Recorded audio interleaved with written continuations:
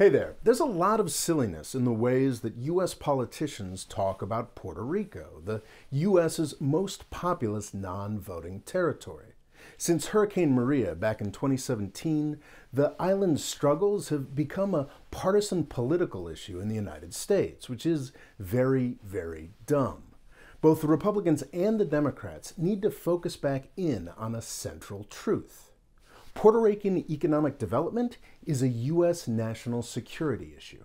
This was very clear to the politicians who snatched the island away from Spain in 1898. Puerto Rico is the geographical key to the security of the entire Caribbean. It guards the approaches to the underbelly of the United States, and it's probably the most strategic point in all of the Americas. There's a reason the U.S. government took it, and if we're smart, we will do everything we can to keep it. This central strategic value can be easy to forget. The United States is now in the waning decades of over a century of world dominance. In 2020, the idea of having to physically defend U.S. territory seems silly and far-fetched. We are the guys who invade other countries. Nobody else even really has that capability anymore. But that's not going to be true forever.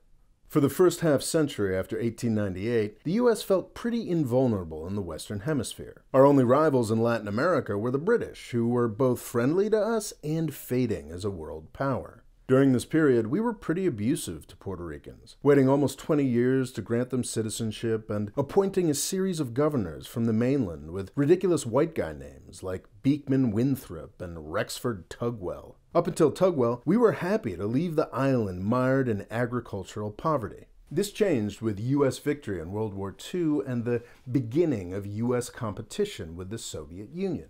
A key part of post-war U.S. ideology was opposition to empires.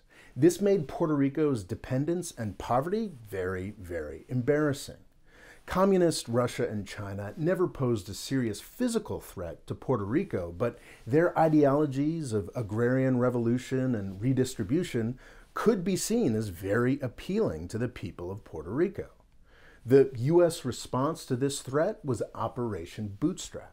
In partnership with local elites, who were now allowed to become governors, the U.S. government sent Puerto Rico through a crash program of industrialization. In 20 years, the economy was changed entirely through government intervention. This was not free market development, but a Japan-style public-private push. The key component was a series of tax breaks that exempted the subsidiaries of U.S. multinationals from corporate tax if they manufactured on the island. These breaks existed from the beginning of the program in the 1940s, but assumed their final form in 1976 as IRS Section 936.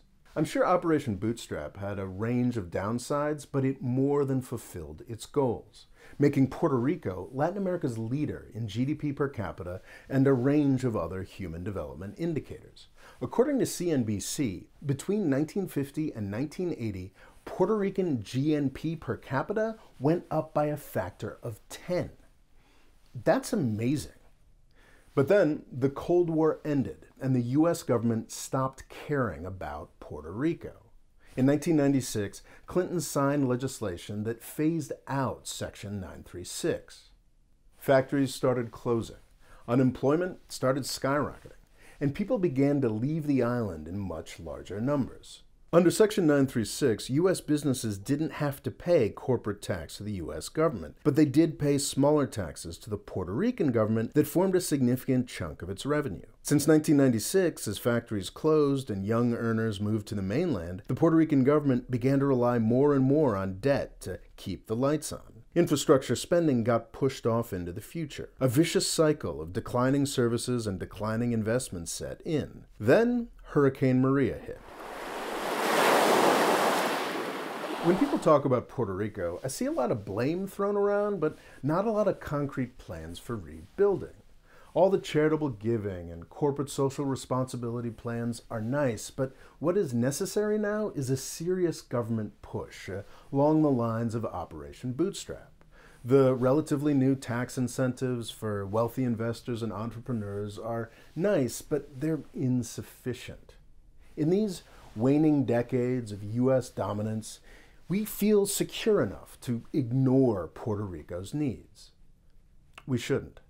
Cast your mind 50 years into the future, or maybe 100 years. What if Puerto Rico has opted for independence, or it still exists in a more impoverished and resentful dependency? By 2100, it's almost certain that countries like India and China will have reached or surpassed the US economically and militarily. Their businesses and navies will be looking for inroads into the Americas. Also, what if some country or group of countries in South America has emerged as a world power by then? The idea of Puerto Rico falling into the hands of any of these powers or just aligning with them should be troubling to any patriotic U.S. citizen. The best guard against these scenarios is a Puerto Rican populace that is happy and happy to be with the United States. The Pentagon is already asking for trillions of dollars to spend on playing at great power competition. A big win in that competition in Puerto Rico will only cost a few tens of billions. If it were up to me, Puerto Rico would become a state, but more along the lines of Alaska, where people get extra benefits just for being there. Who knows, maybe Puerto Rico would be a good place to test out Andrew Yang's universal basic income thing.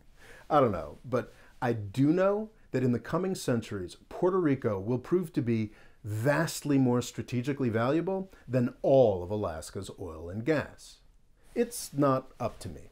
It's up to the people of Puerto Rico.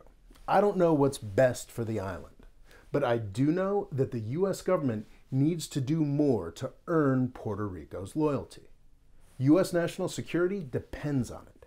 Thanks for watching. Please subscribe. And if you want a free essay on a completely different topic, click on the link here to sign up for my email list. Thanks.